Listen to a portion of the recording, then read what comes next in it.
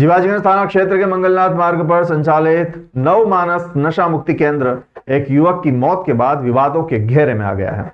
नशा छुड़ाने के नाम पर भर्ती किए गए संकल्पपुर निवासी युवक हरीश निर्मल की मौत को लेकर पुलिस ने अब बड़ा एक्शन लिया है। पोस्टमार्टम रिपोर्ट में हुए चौंकाने वाले खुलासे के बाद पुलिस ने केंद्र के संचालक उमेश वैष्णव सहित 6 लोगों के खिलाफ गैर इरादतन हत्या का प्रकरण दर्ज किया है। परिजनों ने शुरू से ही आरोप लगाया था कि हरीश की मौत सामान्य नहीं है, बल्कि केंद्र के अंदर उसके साथ बेरहमी से मारपीट की गई है। गुरुवार को आई विस्तृत पोस्टमार्टम रिपोर्ट ने परिजनों की आशंका पर मुहर लगा दी, जिसमें यह साफ हुआ कि हरीश की मृत्यु से पहले उसकी बुरी तरह पिटाई की गई थी और अंदरूनी चोटों के कारण उसका लीवर फट गया था, जो मौत की मुख्य वजह बना। एडिशनल एसपी आलोक शर्मा के अनुसार 12 और 13 दिसंबर की दरमियानी रात हुई इस संदिग्ध मौत के मामले में जीवाजीगंज एसपी पुष्पा प्रजापति ने बारीकी से जांच कर रिपोर्ट उच्च अधिकारियों को सौंपी है। इसके बाद पुलिस ने संचालक उमेश वैष्णव, कमलेश राव, सोनू उर्फ चंद्रशेखर, कपिल वर्मा, शुभम चौहान और महेंद्र चौधरी के खिलाफ धारा 105 और 3/5 के तहत मुकदमा कायम कर लिया है। पुलिस ने त्वरित कार्रवाई करते हुए 6 में से 5 आरोपियों को गिरफ्तार कर न्यायालय में पेश कर दिया है, जबकि एक आरोपी अभी भी फरार है, जिसकी गिरफ्तारी के लिए पुलिस टीमें लगातार दबिश दे रही है। नशा मुक्ति केंद्र के नाम पर चल रहे इस खूनी खेल के बेनकाब होने के बाद अब प्रशासन अन्य केंद्रों की कार्यप्रणाली पर भी नजर रखने की तैयारी कर रहा है। जीवाजीगंज पुलिस ने 5 लोगों के विरुद्ध गैर इरादतन हत्या का प्रकरण पंजीबद्ध किया है, जिसमें जो मृतक थे उनका नाम हरीश निर्मल है और उनकी उम्र 41 साल है। इनको डी एडिक्शन के लिए डी एडिक्शन सेंटर जो है नवमानस, जो कि मंगलनाथ रोड पर है, वहाँ पर इनको भर्ती कराया गया था और जिसके इलाज के दौरान इनको जबरन दवाई खिलाने के लिए और बाकी डी एडिक्शन या डिटॉक्सिकेशन के तहत इनके साथ मारपीट हुई और मारपीट के कारण जो है इनके लिवर में इंजरी कारित हुई और जिस कारण से इनकी मृत्यु जो है वो हुई है। पुलिस ने इस संबंध में मर्ग पंजीबद्ध करके और लाश का पोस्टमार्टम कराया है और साथ ही साथ में वहाँ डी एडिक्शन सेंटर में मौजूद लोगों के भी स्टेटमेंट्स ली, इनके परिजनों के भी स्टेटमेंट्स ली, जिसके आधार पर हम लोगों ने 5 लोगों के विरुद्ध गैर इरादतन हत्या का 6 लोगों के विरुद्ध गैर इरादतन हत्या का प्रकरण पंजीबद्ध किया, जिसमें से 5 लोगों को हमने हिरासत में ले लिया। तराना तहसील के गांव बनावट में सिंचाई के पानी को लेकर शुरू हुआ मामूली विवाद देर रात खूनी संघर्ष में बदल गया। खेत में पाइपलाइन बिछाने की बात पर 2 पक्षों के बीच ऐसी ठनी कि एक किसान को अपनी जान बचाने के लिए अस्पताल की शरण लेना पड़ी। तराना थाना क्षेत्र के अंतर्गत आने वाले इस गांव में सुभाष पिता सीताराम गुर्जर और भगवान सिंह गुर्जर के खेत पास स्थित है, जहां नर्मदा पाइपलाइन की डीपी लगी हुई है। इसी डीपी से क्षेत्र के किसान अपने खेतों की प्यास बुझाते हैं, लेकिन पानी ले जाने के लिए पाइपलाइन लगाने के मुद्दे पर भगवान सिंह का सुभाष और उसके भाई अरविंद के साथ तीखा विवाद हो गया। देखते ही देखते बात इतनी बिगड़ गई कि आरोपी ने तेज में आकर देर रात अरविंद पर हमला बोल दिया। इस हमले में अरविंद के सिर और दोनों हाथों पर गंभीर चोटें आई हैं और वो लहूलुहान होकर वहीं गिर पड़ा। घटना के समय मौके पर मौजूद रिश्तेदारों ने आनन फानन में बीच बचाव कर हमलावर के चंगुल से छुड़ाया और तुरंत तराना के शासकीय अस्पताल पहुंचाया। प्राथमिक उपचार के बाद अरविंद की नाजुक हालत को देखते हुए डॉक्टर्स ने उसे बेहतर इलाज के लिए उज्जैन रेफर कर दिया, जहां वर्तमान में उसका उपचार जारी है। मामले की गंभीरता को देखते हुए तराना थाना पुलिस ने सुभाष की शिकायत पर आरोपी के खिलाफ प्रकरण दर्ज कर जांच शुरू कर दी है। फरियादी सुभाष ने पुलिस को बताया कि इस वारदात के बाद भी आरोपी के हौसले बुलंद है और वह अस्पताल से छुट्टी होने के बाद जान से मारने की धमकियां दे रहा है। पीड़ित परिवार ने अब पुलिस प्रशासन से जान माल की सुरक्षा की गुहार लगाते हुए आरोपी के खिलाफ कड़ी दंडात्मक कार्यवाही की मांग की है।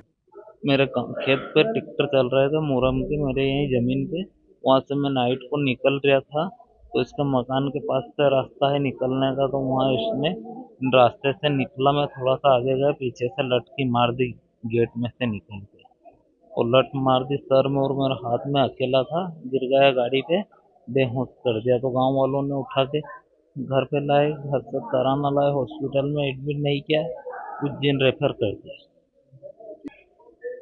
ये पानी का था, उसने पानी बंद कर दिया, अपने खेत का चल रहा था, वो पानी बंद कर दिया। वो बोला कि मेरे बाप की जगह में पानी नर्मदा लाइन आई थी, उसी का विवाद। ये है भगवान सिंह, पिता बाबूलाल और पिता भगवान सिंह। गांव गांव में दबंगता दिखाना चाह रहे हैं वो, कि अपन दबंग लोग हैं और कित मारेंगे इसको। अब भी बोल रहे हो कि हॉस्पिटल से निकलेगा तो इसको जान से मार देंगे। और पुलिस वाले को रिपोर्ट डाली तो वो भी सराना थाना वाले कार्रवाई नहीं कर रहे हैं। साल 2026 के स्वागत और भगवान महाकालेश्वर के दर्शन के लिए उमड़ने वाली श्रद्धालुओं की भारी भीड़ को देखते हुए प्रशासन ने अभी से कमर कस ली है। शुक्रवार को महाकालेश्वर मंदिर प्रबंध समिति के मीटिंग हॉल में हुई एक महत्वपूर्ण बैठक में भक्तों की सुगमता और सुरक्षा के लिए पुख्ता कार्य योजना तैयार की गई। कलेक्टर और समिति अध्यक्ष रोशन कुमार सिंह, साथ ही पुलिस अधीक्षक प्रदीप शर्मा की मौजूदगी में तय हुआ नए साल पर भक्तों को दिव्य दर्शन कराने के लिए विशेष रूट बनाया जाएगा। श्रद्धालुओं को चारधाम मंदिर पार्किंग से प्रवेश देकर शक्तिपथ, त्रिवेणी संग्रहालय और महाकाल महालोक के रास्ते मानसरोवर भवन लाया जाएगा, जहां से वे नवीन टनल के जरिए सीधे गणेश मंडप पहुंचकर बाबा महाकाल के दर्शन कर सकेंगे। भीड़ के अत्यधिक दबाव को देखते हुए भक्तों को कार्तिकेय मंडपम से होते हुए निर्माल्य द्वार की ओर से बाहर निकालने की वैकल्पिक व्यवस्था भी की गई है। सबसे खास बात यह है कि 25 दिसंबर से 5 जनवरी तक ऑनलाइन भस्म आरती बुकिंग बंद रहेगी, जबकि 31 दिसंबर को ऑफलाइन पंजीकरण भी नहीं होगा।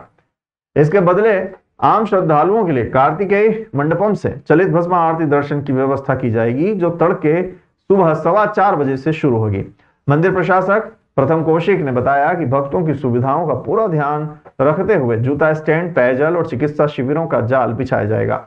लड्डू प्रसाद की कमी न हो, इसके लिए बड़ा गणेश और विक्रमादित्य टीले के पास अतिरिक्त काउंटर खुले रहेंगे। सुरक्षा के लिहाज से 28 दिसंबर से 4 जनवरी तक भारी पुलिस बल भी तैनात रहेगा और पूरे मार्ग पर सीसीटीवी कैमरों से पैनी नजर रखी जाएगी। बैठक में नगर निगम कमिश्नर अभिलाष मिश्रा, अतिरिक्त जिला दंडाधिकारी अतेंद्र सिंह सहित विभिन्न विभागों के आला अधिकारी मौजूद थे, जिन्हें निर्देश दिए गए कि मंदिर परिसर में चल रहे सभी निर्माण कार्य 25 दिसंबर तक पूरे कर लिए जाएं, ताकि नव वर्ष पर आने वाले भक्तों को कोई असुविधा न हो। मेनली सर 25 दिसंबर से और 5 जनवरी तक की हमारी व्यवस्थाएं रहती हैं, जिसमें कुछ माइनर चेंजेस होते हैं, तो उसको एक बार सर मैं गो थ्रू करूँ। नेक्स्ट सर, जो आम श्रद्धालु हैं वो भीड़ ज़्यादा होती है, तो फिर हम लोग सर जब उनको टनल में डालते हैं तो उससे पहले कुछ लोगों को डायरेक्टली सर कार्तिक मंडप से 10 नंबर से भी बाहर निकलते हैं। नेक्स्ट सर, शीघ्र दर्शन की व्यवस्था सर हर बार बंद कर देते हैं सर, बट हमने इस बार जो बड़ा गणेश पे भी सर शीघ्र दर्शन का एक लोग, क्योंकि बड़ा गणेश पे ही क्राउड सबसे ज़्यादा बढ़ेगा सर, तो बड़ा गणेश के ऊपर हम लोग एक एडिशनल काउंटर लगा रहे हैं, और सर एक एडिशनल काउंटर तो नीलकंठ पे भी लगा रहे हैं सर, वो तो परमानेंटली ही लगा रहे हैं। काउंटर है अभी लड्डू पे? जी सर, एक तो 1 नंबर गेट पे था सर, उसको अभी हमने शिफ्ट करके चेन्नई द्वार पे ले गए हैं सर। एक जहाँ पे सर हमारा प्रोटोकॉल ऑफिस पहले था, वहाँ जो टी पॉइंट बनता था वहाँ पे है सर। एक जो सर हमारा महाकाल लोक हाँ, एक सर महाकाल लोक में है सर काउंटर, जहाँ पे सप्तऋषि है। एक सर हमारा यहाँ जो बड़ा गणेश का एग्जिट करते हैं सर, तो टॉयलेट के पास में जो है काउंटर वो है। एक धार्मिक नगरी उज्जैनी इन दिनों बर्फीली हवाओं के घेरे में है, जिससे पूरा जिला ठिठुरने पर मजबूर हो गया है। पहाड़ी क्षेत्रों में हो रही लगातार बर्फबारी का सीधा असर अब बाबा महाकाल की नगरी में भी दिखाई दे रहा है, जहां शुक्रवार सुबह शहर पूरी तरह कोहरे के आगोश में डूबा नजर आया। विशेषकर शिप्रा के तट के रामघाट पर नजारा किसी हिल स्टेशन जैसा प्रतीत हो रहा था, जहां कोहरे के पहरे के बीच शिप्रा की लहरें ओझल सी हो गई। ठंड के तीखे तेवरों में जनजीवन की रफ्तार को भी धीमा कर दिया है। हाड़ कंपा देने वाली इस सर्दी से बचने के लिए लोग सुबह देर शाम तक अलाव का सहारा ले रहे हैं और सड़कों पर हर कोई गर्म कपड़ों में पूरी तरह लिपटा हुआ दिखाई दे रहा है। जीवाजी वेधशाला से मिले आंकड़ों ने भी कड़ाके की ठंड की पुष्टि कर दी है। बीती रात को सीजन की अब तक की सबसे ठंडी रात के रूप में दर्ज किया गया है, जिसमें न्यूनतम तापमान गिरकर 7.2 डिग्री सेल्सियस तक पहुंच गया। हालांकि मौसम के मिजाज में ये अजीब विरोधाभास भी देखने को मिला। जहां रातें बर्फीली हो रही हैं, तो वहीं दिन के तापमान में हल्की बढ़ोतरी दर्ज की गई है। पिछले 3 दिनों के भीतर दिन का पारा 4 डिग्री चढ़कर 30 डिग्री सेल्सियस तक जा पहुंचा। वेधशाला अधीक्षक राजेंद्र गुप्त का कहना है कि वर्तमान में उत्तर से आ रही बर्फीली हवाओं का असर काफी प्रभावी है। यह स्थिति आने वाले कुछ दिनों तक इसी तरह बने रहने की संभावना है, जिससे रात के तापमान में और भी ज्यादा गिरावट देखने को मिल सकती है। फिलहाल उज्जैन वासियों को इस कड़ाके की ठंड और कोहरे से जल्द राहत मिलने के आसार नजर नहीं आ रहे हैं।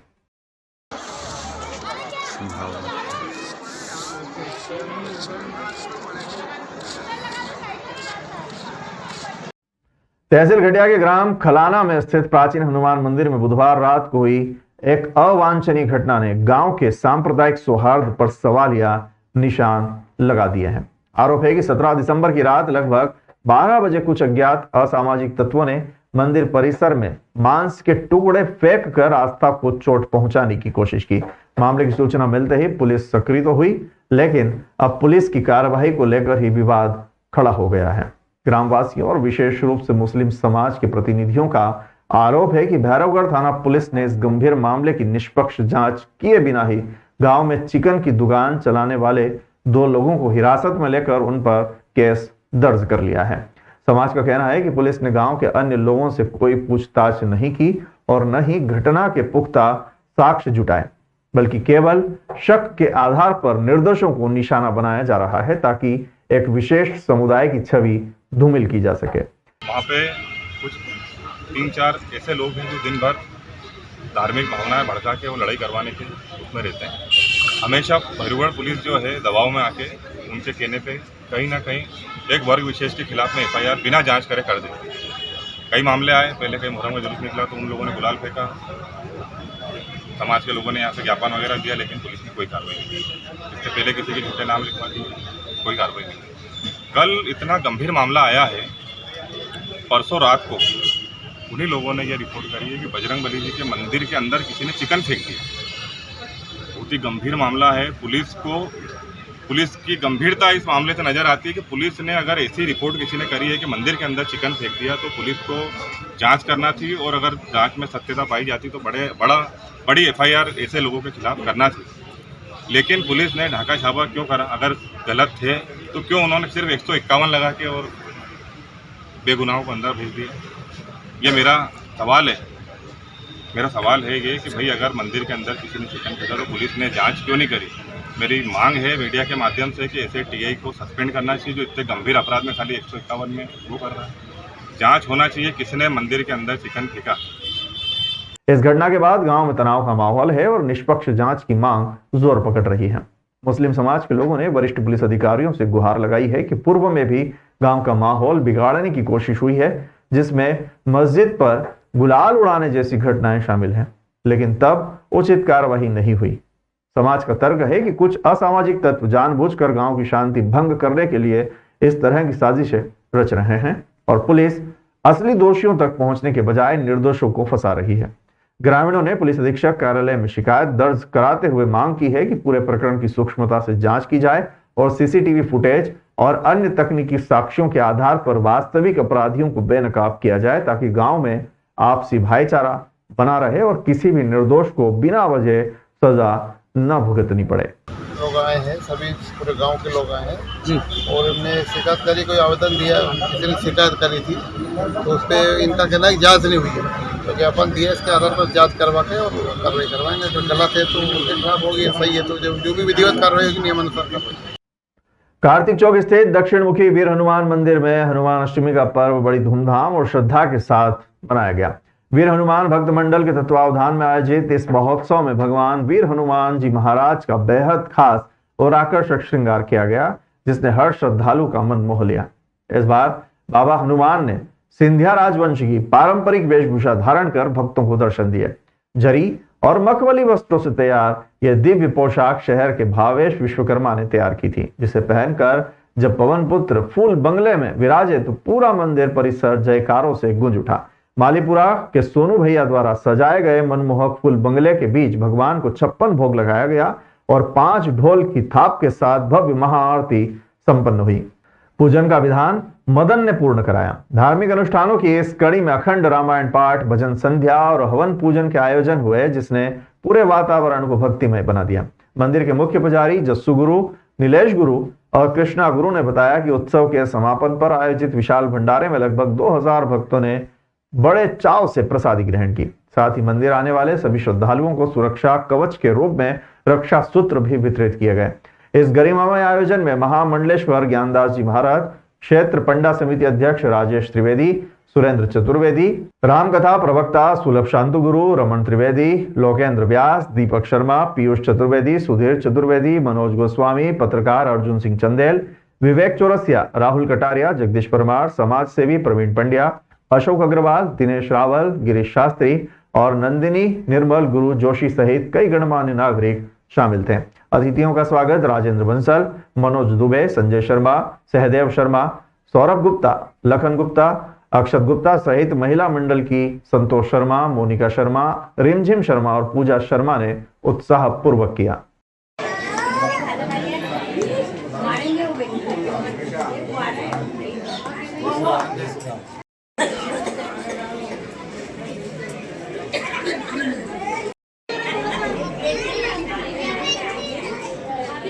अष्टमी पर्व के उपलक्ष्य में कार्तिक चौक महाकाल वन में स्थित श्री वीर हनुमान मंदिर पर आज भंडारे का आयोजन रखा गया है, जो सुबह से निरंतर जारी है।